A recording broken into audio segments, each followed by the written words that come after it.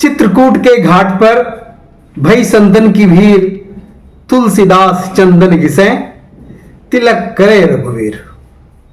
चित्रकूट का यही चित्र हर जनमानस में है, जिसमें यहाँ की मंदाकिनी नदी है, रामघाट है और मंदिर है। नमस्कार, मैं टीपी सिंह हूं। आज हम चित्रकूट को एक नई दृष्टि से देखेंगे। दिल्ली विश्वविद्यालय के प्रोफेसर डॉक्टर तेजवीर सिंह राणा की नजर से चित्रकूट को समझेंगे। आज के पहले एपिसोड में चित्रकूट धाम और उसकी समस्याओं के बारे में बातें करेंगे। मेरे साथ है professor Tejveer Singh Rana, vice principal Shivaji college Delhi university. Rana साहब दिल्ली विश्वविद्यालय के ख्याति प्राप्त भूगोलवेत्ता हैं। देश के दूरस्थ स्थानों का भ्रमण करते हैं और वहाँ के भूगोल, वहाँ का इतिहास और वहाँ के समाज को पढ़ते हैं और उसका विश्लेषण करते हैं। अभी अभी इनकी शैक्षणिक यात्रा चित्रकूट की हुई है। ऐसी कितनी बातें हैं जिसे हम चित्रकूट जाकर भी नहीं जान पाते हैं। प्रोफेसर राणा से हम ऐसी ही कुछ बातें जानेंगे। प्रोफेसर डॉक्टर राणा जी, नमस्कार। नमस्कार टीपी सिंह जी, नमस्कार। सर, यात्रा की थकान तो मिट गई होगी? जी बिल्कुल, थकान की तो कोई बात ही नहीं है। भारत भ्रमण पे तो उमंग होती है तो थकान आती भी नहीं है। तो मुझे लगता नहीं कि थकान रही थी। I am as normal as I was earlier. As कोई दिक्कत नहीं है टीपी सिंह जी। तो यह तो वही चित्रकूट है ना, रामचरितमानस में है, चित्रकूट के घाट पर भई संतन की भीड़, तुलसीदास चंदन घिसे, तिलक ले रघुवीर। बिल्कुल बिल्कुल, ये वही चित्रकूट है। तो आपके टूर का शेड्यूल क्या था?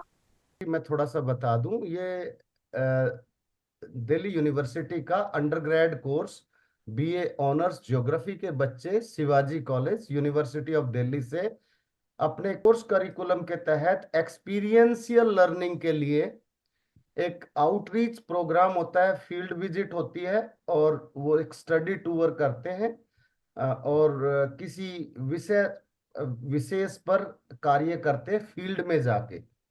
तो हमने इस साल चित्रकूट में कोल जनजाति का प्रदेश चुना था। एक्चुअली कोल जनजाति बुंदेलखंड के उस भाग में रहती है जहां ये पठारी भाग मैदानी भाग में मिलता है। पठार के बाद मैदान शुरू हो जाता है, कहीं पहाड़ियां हैं, कहीं मैदान है, एक ट्रांजिशनल जोन है। तो यहाँ ज्यादातर कोल जनजाति रहती है जिनकी आर्थिक स्थिति बड़ी दयनीय है।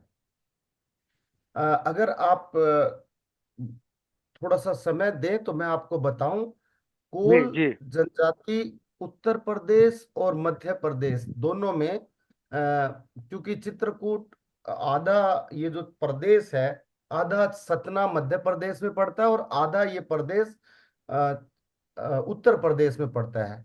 क्योंकि उत्तर प्रदेश में चित्रकूट जिला है तो हेडक्वार्टर भी चित्रकूट में है, लेकिन मध्य प्रदेश वाले भाग का हेडक्वार्टर सतना में है जो दूर है। अतः बेसिकली ये इस प्रदेश की थोड़ी सी इग्नोरेंस रही है। ये प्रदेश ज्यादातर सिर्फ पिलग्रिमेज के लिए जाना जाता है। उद्योग धंधे नहीं आए, रोजगार नहीं आए, जिसकी वजह से दूसरी सर्विस एक्टिविटीज भी नहीं हुई।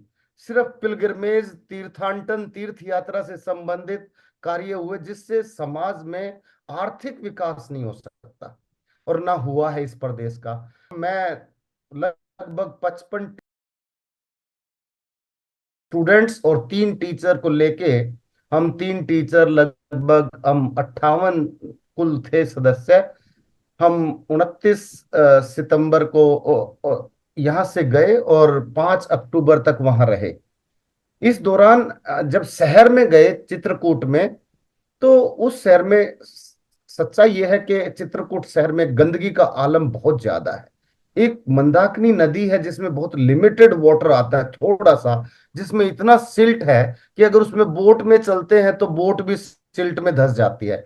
चारों तरफ प्लास्टिक फैला हुआ है, गंदगी है, पिलग्रिमेज के नाम पे ज्यादातर बूढ़े लोग आते हैं, महिलाएं आती हैं, और वो समाज आता है जो कम शिक्षित है, और जिनको, और ज्यादातर वो जिनको घर से बाहर निकलने के लिए पिलग्रिमेज का ही एक रास्ता दिखता है। तो आसपास के, और वैसे तो दूर के, मैंने वहाँ कुछ टूरिस्ट देखे उड़ीसा से, बिहार से, और इवन साउथ इंडिया से भी यहाँ टूरिस्ट आते हैं। बट शहर में बहुत अच्छा नहीं था कुछ, सफाई के नाम पे सड़कें टूटी हुई हैं, और तो टूरिज्म के नाम फोटोग्राफ्स पे हमने सिर्फ देखे घाट जानकारी। के, घाट के कुछ जो फोटोग्राफ्स हमने देखे, तो उसमें भी देखा कि वो गंदगी है और घास वगैरह उगाए हैं नदी के किनारे, कई पत्थर पड़े हुए हैं। तो बिल्कुल सफाई के नाम, सफाई की तो बहुत जरूरत है, वहाँ इतना प्रसिद्ध चित्रकूट तीर्थ है, लेकिन सफाई की कमी तो फोटोग्राफ से भी दिख जाती है। टीपी सिंह जी, आपने बिल्कुल सही कहा। एक तो शहर में इतना एनक्रोचमेंट हो गया है, आने जाने के रास्ते ही नहीं है, और हैं तो सड़कों के ऊपर जो वहां के लोगों के, तीर्थ यात्रियों को सामान बेचने के लिए जो दुकानें हैं, या उनके वो जो एजेंट होते हैं टूरिज्म के नाम पे, उनकी इतनी भीड़ है, उनका एनक्रोचमेंट, सड़कों पे रास्ता नहीं है। एक तो इतनी छोटा रास्ता, जहाँ इतनी भीड़ में लोग आते हैं, उनके लिए वहां पहुंचना बहुत मुश्किल होता है। ऊपर से गंदगी, इतनी स्टिंकिंग स्मेल होती है, वहां जाते हैं तो दिखता बहुत, शुरू में तो बहुत अजीब लगता है, पर धीरे धीरे फिर थोड़ी देर के बाद समझ में आता है कि हम इस पर्पज से आए थे। एक ये है, लेकिन इसमें कई छोटी छोटी अच्छी चीजें भी हैं। थोड़ी सी दूर एक जो नानाजी देशमुख द्वारा आरोग्य धाम करके एक संस्थान बनाया गया है, उस आरोग्य धाम संस्थान में जड़ी बूटियों पर रिसर्च, भारत की इंडिजिनस नॉलेज सिस्टम का रिजुविनेशन है। बेसिकली जो हमारी परंपरागत ज्ञान पद्धति है, उसके थ्रू, उसके द्वारा, उसके माध्यम से वो दवाएं बनाई जाती हैं जो आयुर्वेदा के लिए उपयोग में होती हैं। वहाँ पशुओं पर रिसर्च की जाती है, अधिक दूध देने वाली देसी एग्जोटिक ब्रीड का विकास किया जाता है। वहाँ जो एक सस्टेनेबल विलेज का कॉन्सेप्ट उन्होंने दिया है ग्रामोदय के नाम पे, उसी के पास उन्होंने एक आत्मनिर्भरता के लिए एक छोटा सा एक एनीकट बना दी है उस नदी में, और ताकि उसमें थोड़ा पानी हो, वो झरना कहाँ पे, टाइप बन गया है। किस गांव के पास है ये, किस लोकेशन पर है? ये चित्रकूट में ही पड़ता है, इसका नाम ही अच्छा। अब आरोग्य धाम हो गया है।